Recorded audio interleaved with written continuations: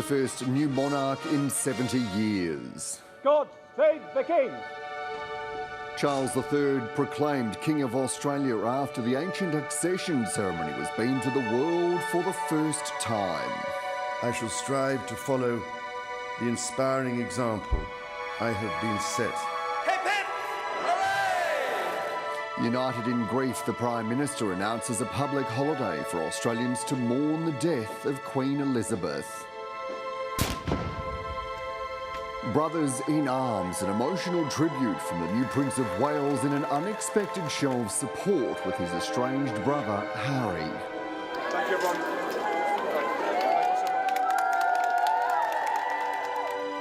And thousands to turn out to farewell the Queen in Scotland, with a royal cortege taking the former monarch's coffin from Balmoral Castle to Edinburgh.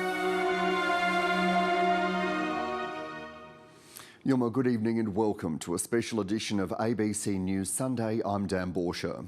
Charles III has been proclaimed Australia's new head of state. The Governor-General says the new sovereign symbolises the dawn of a new era. Tonight, the focus returns to Queen Elizabeth II. These are live pictures of Balmoral Castle in Scotland. The Queen's coffin is about to be moved in a royal procession to Edinburgh. Thousands are turning out to pay their respects, with similar scenes across the United Kingdom, including in London. The ABC's Michael Rowland is standing by at Buckingham Palace.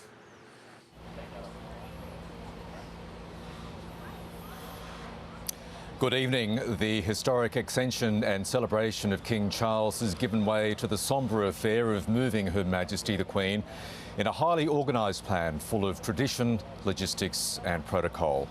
Nick Dole is at Balmoral Castle where the Queen's coffin is being moved. Nick, take us through the mood there. Hi Michael. Well, for communities here at Balmoral, it is a sad day because while the Queen was the monarch, she was also a local here. People would see her coming by here, going to the church just down the road. Some would see her taking walks by the River Dee or in the mountains around the Balmoral estate. And so from that perspective, they're just glad they can be here to be part of the Queen's final journey. It's a beautiful misty morning here in Balmoral, and very soon we're going to see the Queen departing the castle for the last time. The Queen's gamekeepers have been selected to move her coffin from the ballroom to the hearse.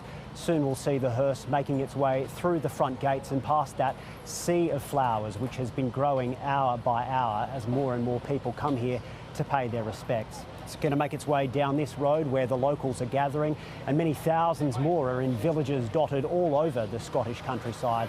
The cortege will move to the east of the country to Aberdeen before turning south and heading for the capital. It's a 6-hour journey, and this is just the beginning of the Queen's farewell to Scotland and Scotland's farewell to her. Nick Dole will come back to you shortly as the Queen begins her final journey back here to London. Australians will be given a public holiday to mourn the Queen. The Prime Minister, Anthony Albanese, has announced a national memorial service will be held on Thursday, September the 22nd. A new era in Canberra as King Charles is proclaimed Australia's next monarch. Tom Lowry has more. Under the bluest Australian sky, an old ritual to proclaim a new king. King Charles III, by grace of God, King of Australia and his realms and territories. Generations gathered outside Parliament House for a ceremony not performed for 70 years. With hearty and humble affection, we promise him faith and obedience. Taking on some new traditions and updating an ancient anthem.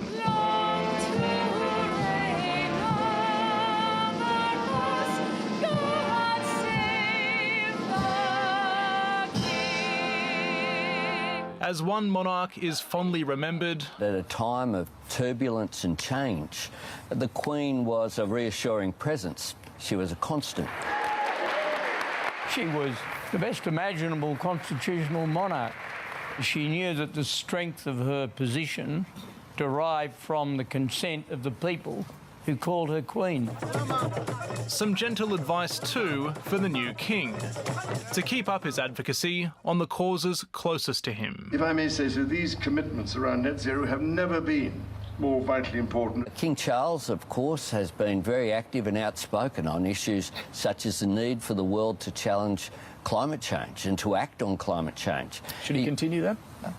In my view, that would be appropriate. A sentiment not entirely shared across the political divide. He will have very strong views on this issue and many others, I'm sure, but I think the point he made in his speech yesterday was that he now, as the Queen did, doesn't express those views on a day-to-day basis. A national day of mourning will be held on Thursday, September 22nd, days after the Queen's funeral in London. It will be a public holiday and a memorial service will be held here at Parliament House. Until then, the building will join other landmarks around the country, with illuminations celebrating the life of Australia's longest-serving sovereign. Tom Lowry, ABC News, Canberra. Australia's National Day of Memorial will take place after the funeral, so both the Prime Minister and the Governor-General can attend. It's been announced here today the Queen's funeral will be held at Westminster Abbey on Monday, September the 19th. Our Europe correspondent Isabella Higgins is at the Abbey for us tonight. Isabella, good evening to you. What further details do we have about the funeral? Well, Michael, we know this will be a ceremonious and stately affair with heads of nations from around the world coming here to remember the life and service of a queen. Senior UK politicians and former prime ministers will also be in attendance. On the day of the funeral, the Queen's coffin will move from Westminster Hall here to the Abbey on the state gun carriage of the Royal Navy, with the new king following behind in close procession. Now, just hours ago, Charles III was formally proclaimed king here in London at St James's Palace in a ceremony that dates back centuries. We've also seen a surprise showing of unity from Prince William and Prince Harry and their wives. They appeared together at the gates of Windsor Castle to thank well-wishers and to view floral tributes. A day for centuries-old pomp and ceremony. This is the first time the rituals held in the throne room of St James's Palace are televised to the public. The Accession Council, including a number of former Prime Ministers, are there to pledge their allegiance. God save the King. God save the King. I shall strive to follow the inspiring example I have been set in upholding constitutional government and to seek the peace, harmony and prosperity of the peoples of these islands and of the Commonwealth realms and territories throughout the world. All watching on as King Charles III signed the proclamations. Outside, the proclamation of the new King's reign issued by the Garter King of Arms.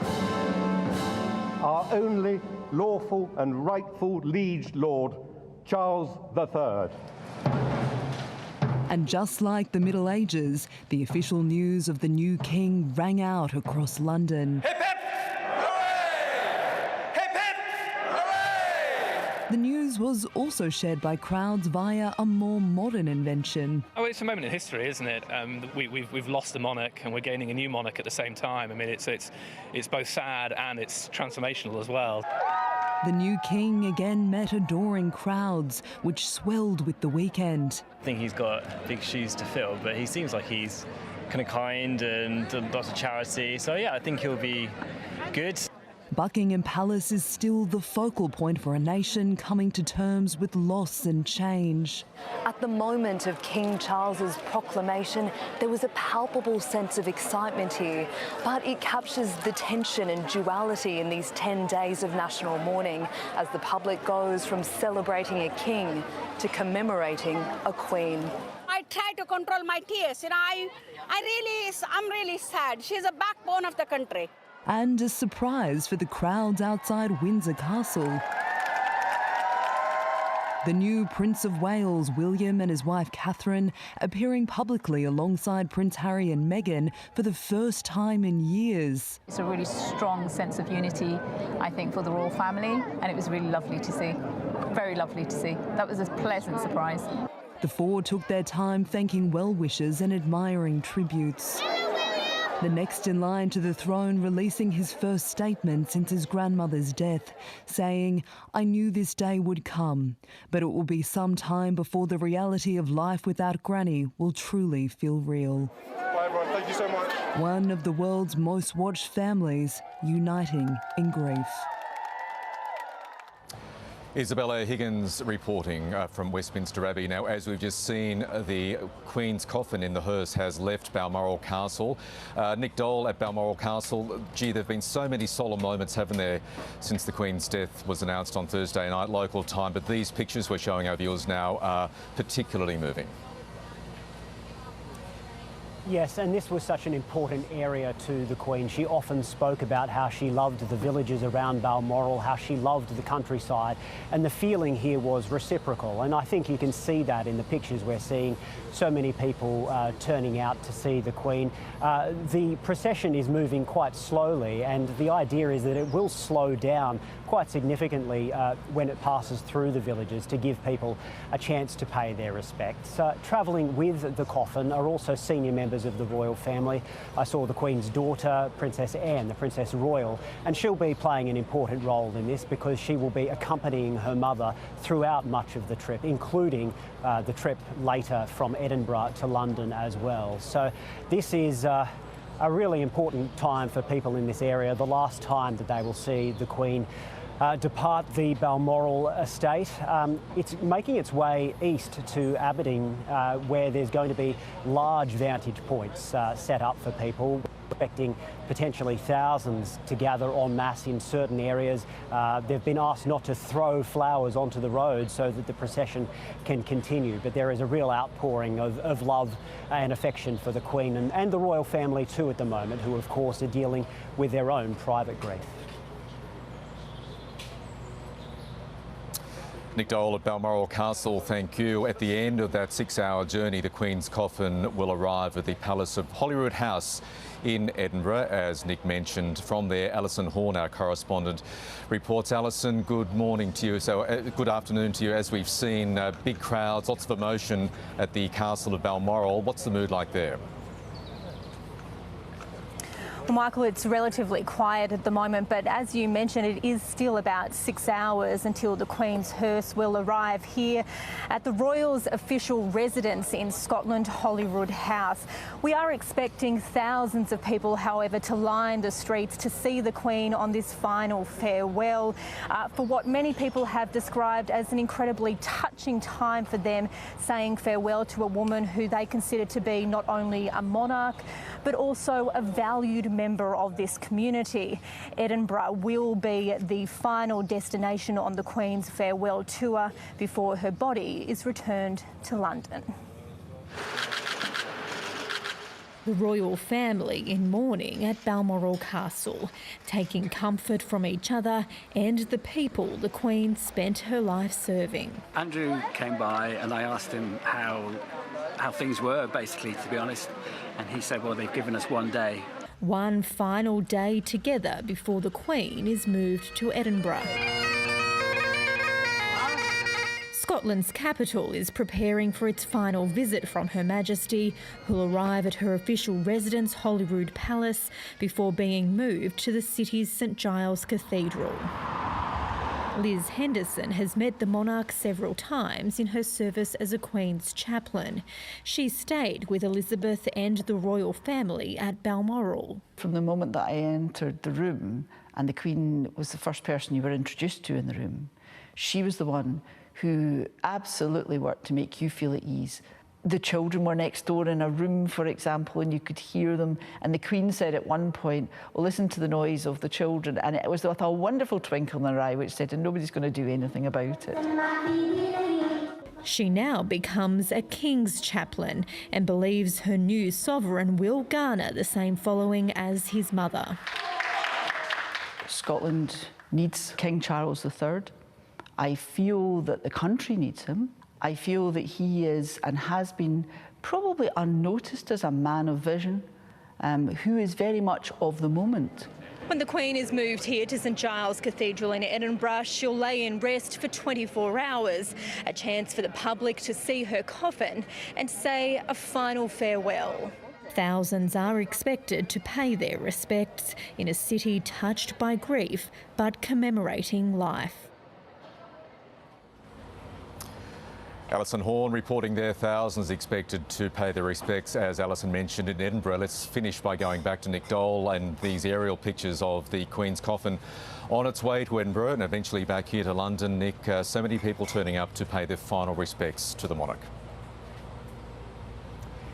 That's right, and it's fitting, isn't it, that it's such a beautiful day for this countryside is something that was so close to the Queen's heart, and as the cortege snakes its way through the Scottish countryside, there are many opportunities for people to pay their respects. While the focus right now is on the Queen, I have heard quite a lot of people talking about the royal family and also what Charles must be going through right now. He, of course, is expected to go to Edinburgh later to meet his mother's coffin, but he is dealing with the extraordinary balance of taking on this new role, speaking to his people as the king, but also dealing with his own private grief. And I think from what people have been saying over the last couple of days, they are heartened by what they heard from him, the way that he plans to take on this duty, the way that he plans to continue the proud traditions that his mother set. Nick Dole at Balmoral Castle in Scotland. So that's where we end tonight's coverage of the Queen's procession here. Beautiful day here in London. Lots of people turning out at Buckingham Palace to pay their respects, to mourn the Queen, but also celebrate King Charles. And as Nick said, very tricky balancing act for the new king, mourning his mum in full public view, but getting down to business to ensure the transition is as smooth as possible. That's where we leave you from Buckingham Palace in London.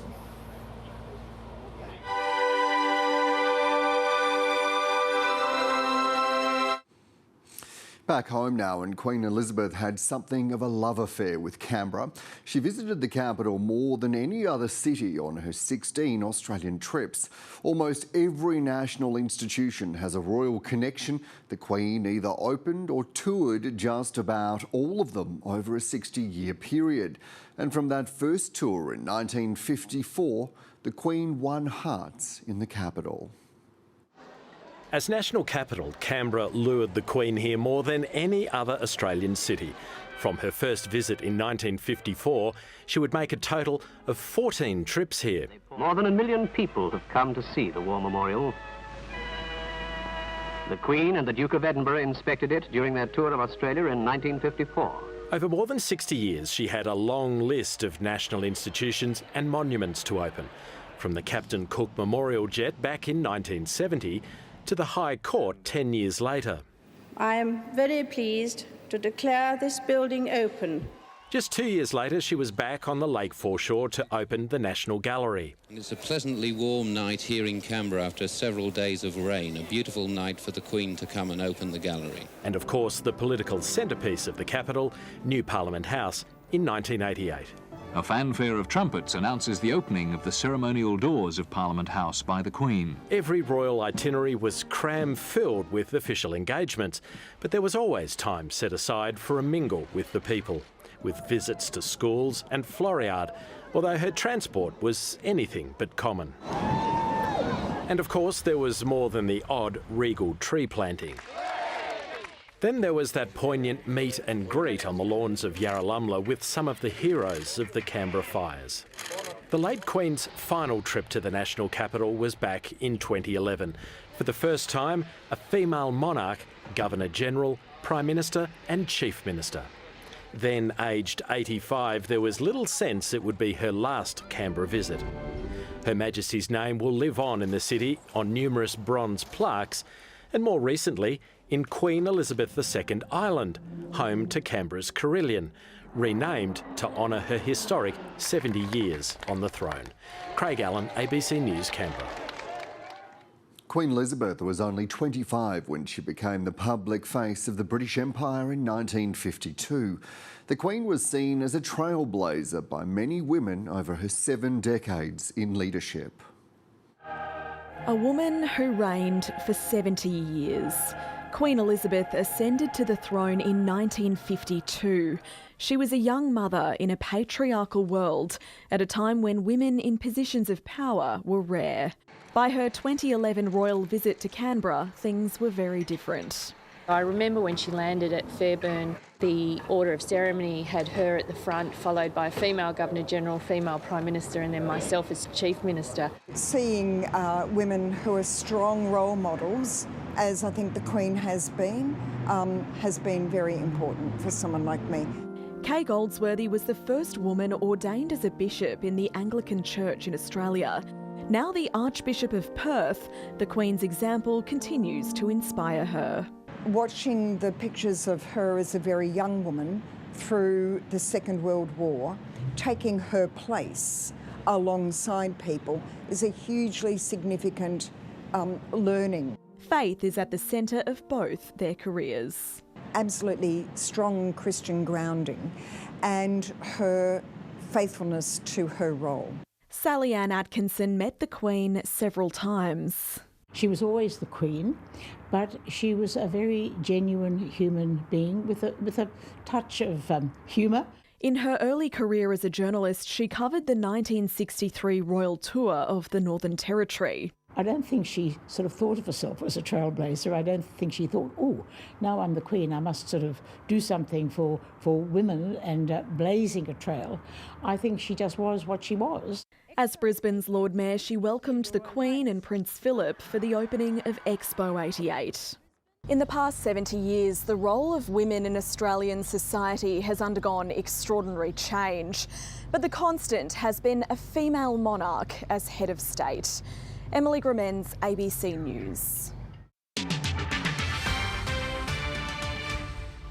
After months of virtual deadlock, a rapid Ukrainian counterattack has forced Russian troops from key eastern towns. Russia confirmed its troops had retreated, but said this was to regroup. It's a sign the war in Ukraine may be entering a new phase, with Russian troops scrambling to hold onto the territory they've captured. Here's Europe correspondent Steve Kinane. For 6 months, many in the Kharkiv region have not seen a Ukrainian soldier until now.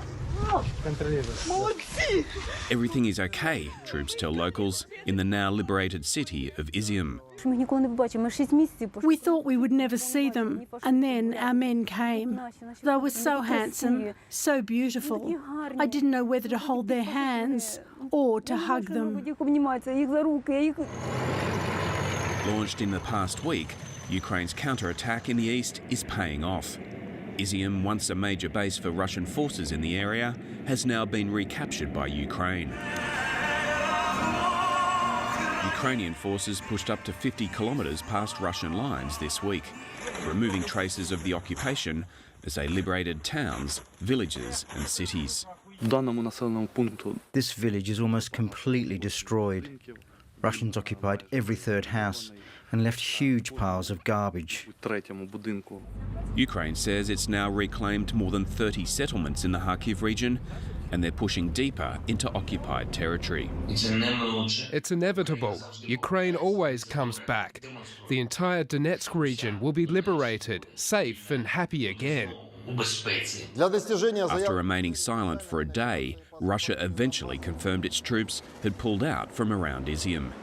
It's described this retreat as regrouping to concentrate on the liberation of the Donbass.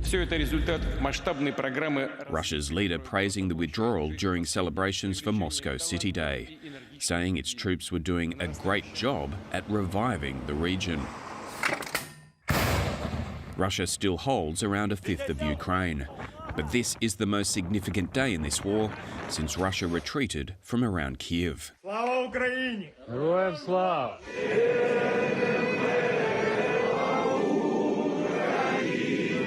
And it could mark a major turning point in the 6-month war.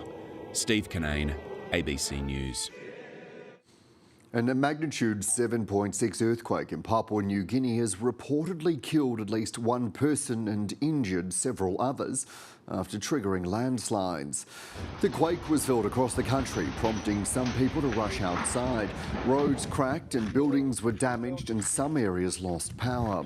PNG Prime Minister James Marape says authorities are still assessing the damage and the army is on standby if needed. The COVID-19 death toll in Australian aged care homes this year is triple that of the previous 2 years. That has sparked fears of COVID complacency as the sector continues to face the grave reality of the pandemic. Nurse Narissa Askelin believes the community no longer cares about elderly people dying with COVID-19. And that's what I've got to say, because every day I go to bed and I think, it's not right. Many Australians might want to put the pandemic in the past, but in aged care, that's not possible. Close to 4,000 aged care residents have died with COVID-19 across the pandemic. 3,000 of those deaths have occurred this year alone. Independent South Australian MP Rebecca Sharkey worries the federal government is not facing due scrutiny. I'd like some answers. How is it that 10,000 Australians in aged care facilities in July alone contracted COVID? In a statement, Aged Care Minister Annika Wells says every aged care COVID-19 death is a tragedy. She pointed to the government's winter management plan, saying no stone was left unturned. COVID-19 has undoubtedly taught the sector some tough and tragic lessons, including the unintended consequences of lockdowns. That caused huge additional damage to many, many residents who weren't affected by COVID. Physical and mental illness that flowed from that was enormous. The enormity of the challenges the sector faces are not lost on Narissa, and she has a message. Take care of people who have taken care of us, which are the elderly. Care that nurses exude each day. Talia Roy, ABC News. A review of salaries at the Australian Institute of Sport has found hundreds of casual staff were underpaid. The Australian Sports Commission launched a review into payments to casual staff in September 2020 and started back paying affected staff in July this year. 377 people were underpaid, 315 have since been reimbursed and 11 will be paid next week. The Sports Commission is still trying to contact 51 people. The Canberra Moon Festival returned to the city this weekend after a 2-year hiatus. The 3-day event is a traditional Chinese celebration of the autumn harvest and family reunions, which has been adapted for the capital's spring. The festival featured street food, music, crafts, martial arts and cultural performances. It's been 5 years since more than 6 million 5-cent coins were fashioned into a love heart. Today, cancer charity Love Your Sister endures, with the memory of Connie Johnson being honoured years after her death. He's a character in life and his career, but Samuel Johnson's greatest role is as a brother who loves and misses his sister Connie.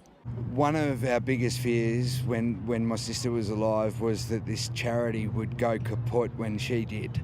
And we have gone from strength to strength. Connie Johnson died 5 years ago, aged 40. She had battled cancer since she was a child. The siblings' charity has raised millions of dollars for cancer research, including more than $2.5 million made up of donated 5-cent pieces. Samuel continues her work and inspires hope in survivors. I think personally digested more than 100,000 cancer tales over this 10 years, and it couldn't be a bigger honour. I went and saw Sam on Friday night with a bunch of my girlfriends who are also survivors, and it was just beautiful to all share that moment with him. Anique has lived with cancer for 12 years. The support you get from your family and friends is just crucial to get you over the line some days. For Samuel, the charity is his world and a way to remain close to Connie. If she was here today, I'd say we did it, love. Like, everything that we put into place 5 years ago has happened and we've done really well. She'd be super... I imagine that she'd hug me and be very proud of me.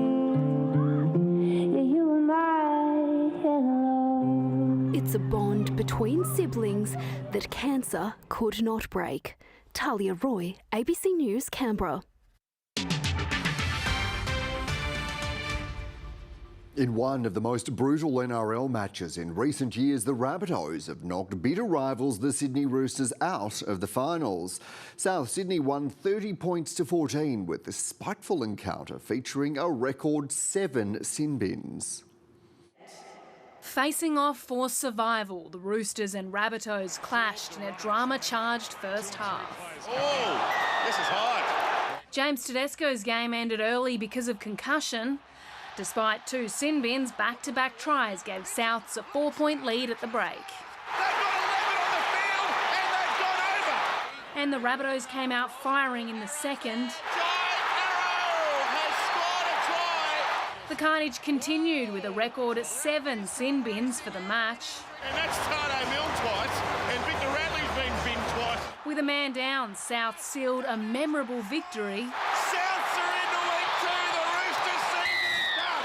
The Rabbitohs will take on the Sharks, who lost to the Cowboys. Obviously they're disappointed, but they also know we've still got another shot next week, so we'll have to dust ourselves off. After 90 minutes of play, North Queensland and Cronulla were locked at 30-all.